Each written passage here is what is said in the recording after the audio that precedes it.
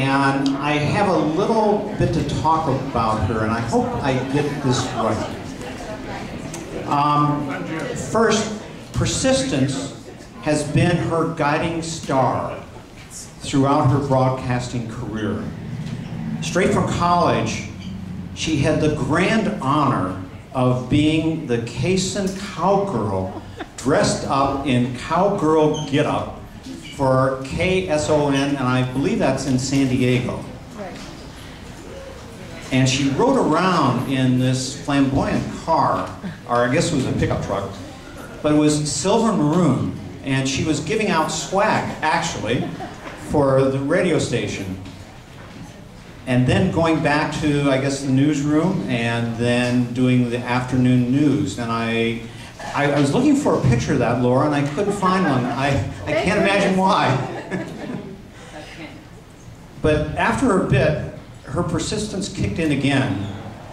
She got the bug, and actually in a VW bug, as it turned out, searching for her journey to go into TV.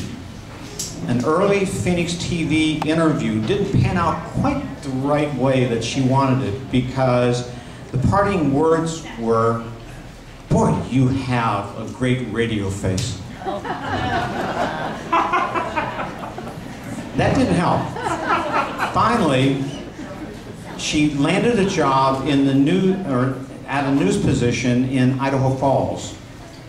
And that was a stepping stone to Portland. And now she is the KGW evening news anchor and moderator of Straight Talk. Yes, persistence does pay off, whether it's on the job or on the course from the start to the finish line. We all know about that.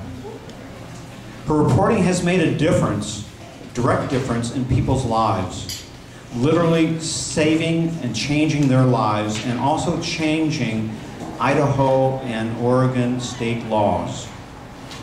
Today's news reporting is ever-changing, influenced greatly by digital technology, and wrapping our arms around and reporting on some of the biggest personalities and existential questions that have become part of the daily discussion, both here in Oregon and in Washington. And throughout it all, Laural has been a runner, with a capping achievement of finishing the 2004 Boston Marathon. Two other more recent achievements top Laura's list. First, being inducted into the National Academy of Television Arts and Science Silver Circle last June. And second, and I'm not sure how this ranks with the first, but Laura joins the ranks as a proud grandma. So congratulations. Without further ado, I pass the microphone on to Laura. Thank you.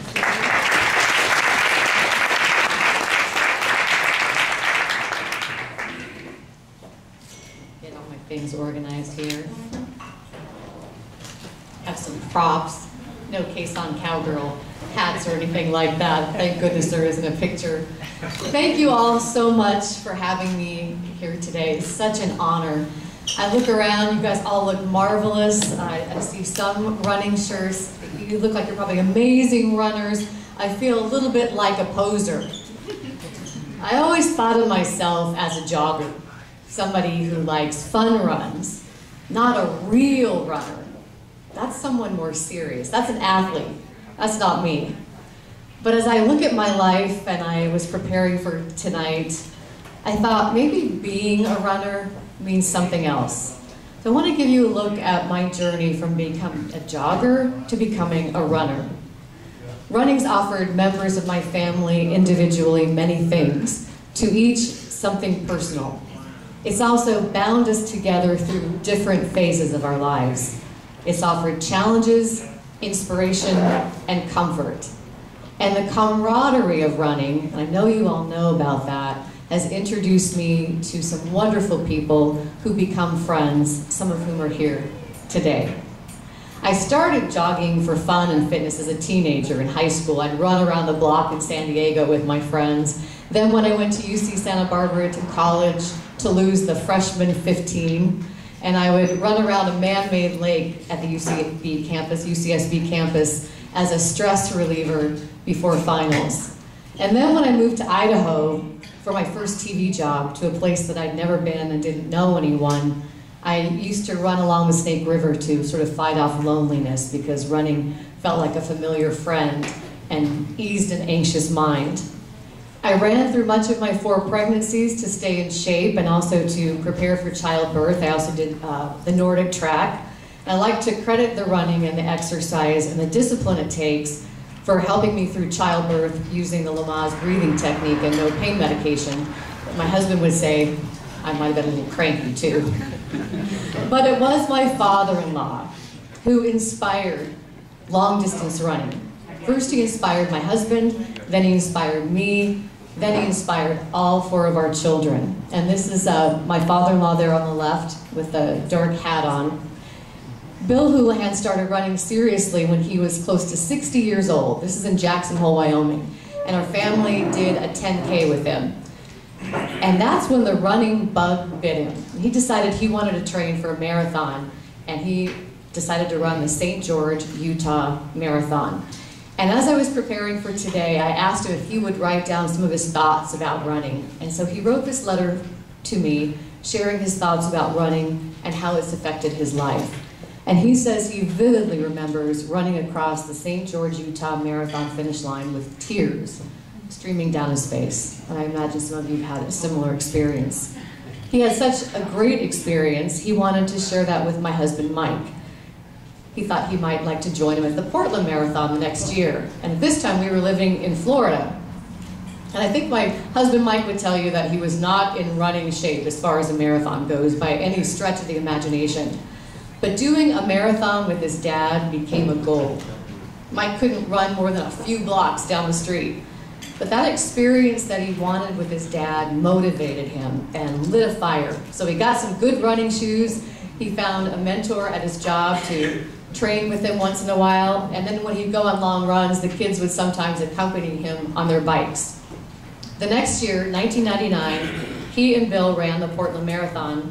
And my mother-in-law and I, that's Marilyn, my mother-in-law, at the end of the marathon, we did the Mayor's Walk, which I don't know if they still do it, but that was the last 10K on the Portland Marathon route. So we walked that, and I remember Mayor Vera Katz at the end meeting us there and handing us a rose, which was a wonderful, exciting experience. But when I looked at my husband and my father-in-law's faces at the end of the marathon, that sense of achievement they had, that camaraderie, I wanted what they had. I want to know what does that feel like, that kind of achievement. So the running bug bit me too. When we went back to Florida, I decided to train for the Walt Disney World Marathon, which we did several months later. I was slow. I was really slow, but I finished, and I still have the medal that I cherish here. Some of you also say that you have the same medal, the Walt Disney World Marathon. I love it. I have to say I'm in it for the hardware. I like the hardware. But I was looking at this medal. I hadn't looked at it closely for several years, and just coincidentally, the day we ran it was my father-in-law Bill's birthday, January 9th. So that was a truly exciting thing. But then, just coincidentally, we came back to Portland. I got a job at KGW, we moved to Portland. So Mike and I did the Portland Marathon a few times, and the first one I did was right after 9/11. I wanted to do something good after that infamous day, so I ran with Team in Training with Leukemia and Lymphoma Society. I wanted to give back. I raised about $7,000, and on the back of the shirt here, my Team in Training shirt, on the back it says Ron Bailey, my stepfather's name. He died of acute myelogenous leukemia a few years before that, and it felt good to run in his memory. I also had a coach named Jennifer from Team in Training, and she helped me train and also get close to qualifying for the Boston Marathon. Don't you love the mom genes? But this year, 2003, with the help of my coach, I qualified for the Boston Marathon. It was easier for me to do because I was at one of those milestone years where it gets a little slower, the qualifying times. So I just squeaked under qualifying for the Boston Marathon. And then I went and ran the Boston Marathon in 2004 by myself, and it was torturous. Did anybody else run that particular one, the 2004? Do you guys remember that was record heat? It was 86 degrees, and I'm not exaggerating when I tell you that people left and right were keeling over, stretchers were coming, taking people away. I think I read later 2,000 people didn't finish that marathon. So that look there is pure relief, exhaustion, exhilaration, and I think I felt empowered. It was faith-affirming.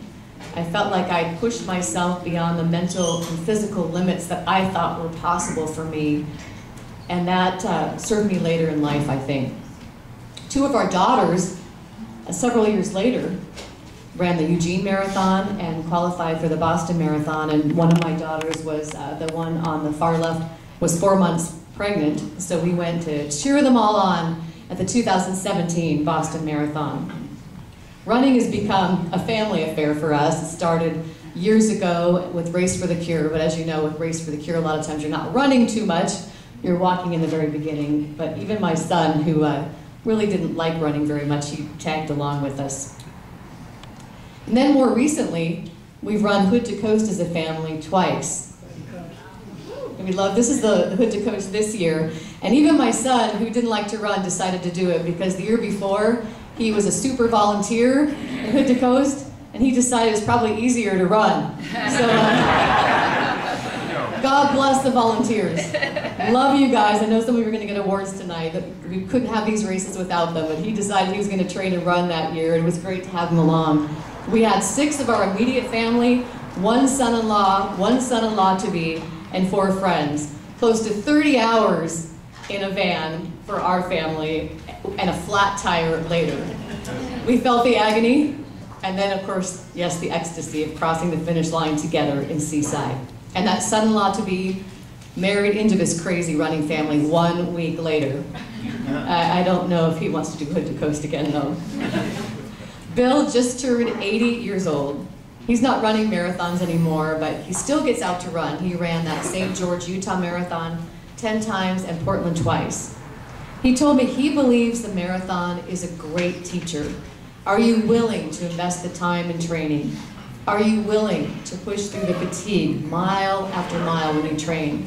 And during the marathon at about mile 20 or 22, you question why you decided to do this in the first place. And I know many of you know that wall personally. But then Bill says one can't explain the feeling of crossing the finish line to someone who's never done it. The marathon teaches persistence, perseverance, and that perspiration really does pay off. And that marathon as a teacher continues through our lives. He says when difficult things come along in life, you look back on the physical and mental challenge of the marathon, and you know you can push through this too. No one can ever take that away from you. And I have a feeling that might have helped him through open heart surgery a few years ago. We went through our own life challenges in my family. One of our daughters faced a long-time serious illness, and I stopped running for a time. But I think it was the mental discipline and toughness that running instilled in me, that feeling at the Boston Marathon of empowerment and faith affirmation, with God's love and my husband, who's a hero, his strength. My daughter got well, and she's doing great now. She's a nurse. I'm in College, Florida, local hospital, married and has our first grandchild that Steve mentioned, Eloise, and she's the daughter who ran that Boston Marathon in 2017 when she was 4 months pregnant. And I have a feeling probably her daughter will be a runner someday too. I couldn't be prouder of her. And I'm running again, and every time I start a run, I think of Bill. And I repeat to myself the mantra that he passed along to me from the late running great Walt Stapp. Some of you know it.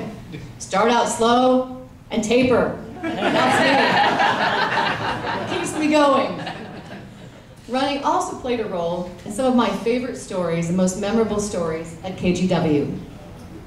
This one is about a former child soldier turned Olympian, turned running coach and Nike employee out of Beaverton, turned philanthropist, now a senator in Uganda, Julius Achan. And there's a book about him called The Boy Who Runs. If you haven't read it, I recommend it. And just last month, the story of an incredible cancer survivor, Becky Roth. Becky taught me more about living a good life and how running can help us through any storm. And her husband, Chris, teaches us all a lot about love and courage. You see here Becky holding, this is an Oregon Roadrunners Club ribbon, first place. I think it says Garlic Festival there. As my father-in-law Bill said, running can help us endure. It reminds us that we're capable of more than we think we are and gives us a sense of peace. So maybe, just maybe, I'm not just a jogger. Being a runner is also a state of mind. It's part of leading a purposeful life, as you'll see in Becky's story.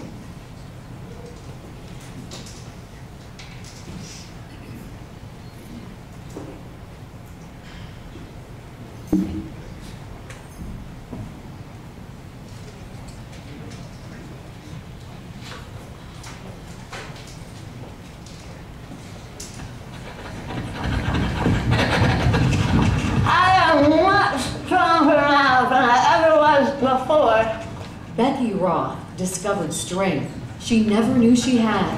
Running's the easy part. When she ran through a storm. This is the journal. When I couldn't speak, I would write notes. My mouth doesn't really even bother me. It threatened everything. It's all leg pain. Her running, her speech, I feel like I got hit by a truck. her life. Kind of hard to look back and read it and think that that was really what I went through. Multiple surgeries, chemotherapy, excruciating radiation, all left their mark. I hate this all over my back. Scars left by oral cancer, one of the toughest treatments to undergo. This is the most incredible woman I've ever met. Becky's husband, Chris, knows what she's been through. And it just hurt that I couldn't take that pain away. His wife of 27 years, mother of their 2 children, and a teacher for children with autism, endured the nearly unbearable. Reading it brings it right back. It wasn't scary at first. Her dentist discovered a white spot on her tongue. It was benign. I've never smoked. I'm active, healthy. She had none of the risk factors for oral cancer, like heavy drinking and smoking, but the spot kept coming back. 5 years later, Dr. Brian Bell at the Providence Cancer Center discovered a tumor at the base of her tongue and jaw. You see it here. So That's when the storm began. there you are. Dr. Bell had to remove 2 inches of her jawbone. And in Becky's case, it was particularly complex, all the way over. He rebuilt her jaw by removing her leg bone, the fibula, and surrounding tissue to reconstruct her face. Yeah. This really scared me. This sounded like, she may not make it. The storm grew. The next year, the cancer was back. It hurt so bad. This time, Dr. Bell had to remove more of her jaw She actually is missing about 2/3 of her jaw. and half her tongue. Her chances of survival went down. The next 2 weeks were the most excruciating, and she'd wake up in the middle of the night just screaming. 4 surgeries. She nearly died on the operating table. There wasn't anything you could do about it, and it just was tough. They removed the fibula from her other leg. 10 inches of fibula. Wow. More of Becky's face was disfigured and reconstructed. She endured 33 radiation treatments. I hate the way my face looks. I hate the wrinkles, the radiation. That's not what Chris sees. I look in her eyes, and I see the most beautiful human being that God ever made. With Chris by her I side, still think she's very beautiful. she fought back I know how hard he fought for me. with a team of heroes That's pretty cool. He is amazing. led by Providence Cancer Center's Dr. Bell. I know how many hours he spent saving my life. The fibula is a secondary bone. With both of her fibulas gone, another doctor told her she'd likely never run again. Kind of made it my mission to prove him wrong. And boy, did she prove him wrong. 4 months later, she ran a 5K, then half marathons. the Savi Island Full Marathon in under 4 hours, qualifying for Boston. Dr. Bell calls Becky an inspiration. Gives people that have to follow her in her footsteps, gives them hope. Yep, sounds very good. All without her fibulas. No problems. Fibulas and hands for play. She trained this summer for the Hood to Coast Relay. Who's your favorite runner? She ran with other cancer survivors and caregivers from Providence Portland's Cancer Center. Their team name, Providence Cancer Crushers 2. We can't be here and not be excited about the race. it is a grueling 199-mile relay. From Timberline Lodge 817! 830! to Seaside. Luke is our next runner. Over more than 31 and a half hours for Becky's team. Go! Becky's next. She's going to show you how to really crush cancer. With little sleep, Becky ran 3 separate legs, totaling 16 miles. She's such a stud. Yes, I know. Just cruising along. Good job! I'm so proud of you! Good job! Becky ran her team's final leg, running to the finish line in Seaside. Hashtag finish cancer. We got to run together the last 5 miles, and this girl's got a story. Awesome, awesome, awesome. For those who call Becky a hero, she shrugs it off. That's up. I'm a mom. First and foremost, I'm a wife and a mother. I could live 100 years, 100 lifetimes, and I wouldn't be worthy of this woman. She kept getting better.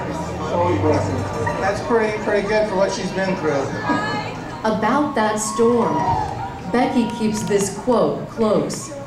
The devil whispered in my ear, "Who needs something to laugh?" As a reminder of all she has overcome. We're not strong enough to withstand the storm. Today I whispered in the devil's ear, I am the storm. The smile stays on that face. It makes it awesome. She's my inspiration. Ladies and gentlemen,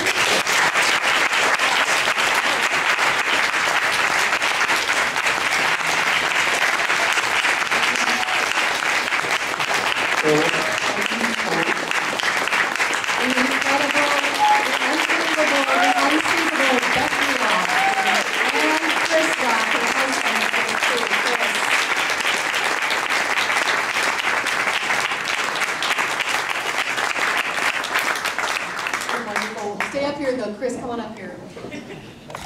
We have to salute you as well because today is Chris's birthday.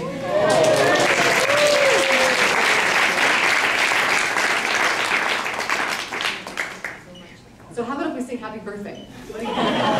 Happy birthday to you. Happy birthday to you. Happy birthday, dear Chris. Happy birthday to you.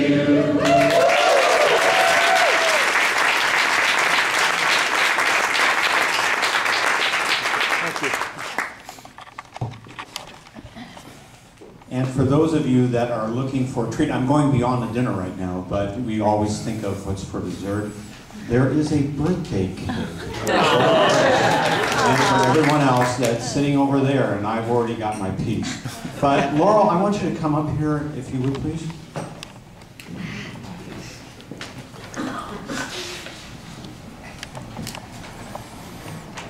Having a problem here. Oh my goodness. Wow. It's not often that we have the opportunity to hear such an inspiring talk that you gave, but then you brought a real winner along with you today. And when you have material like that, you yourself are a winner too. And we appreciate so much you joining our family this evening. And we would like to give you, and it's not a plaque, but it's a Pendleton what would it be? Penalty blanket, yes. And thank you so much for being part of our family here tonight and sharing your story and Becky's story with us too. Thank you. Thank you. It's been an honor. Thank you all so very much. Thank you. Thank you.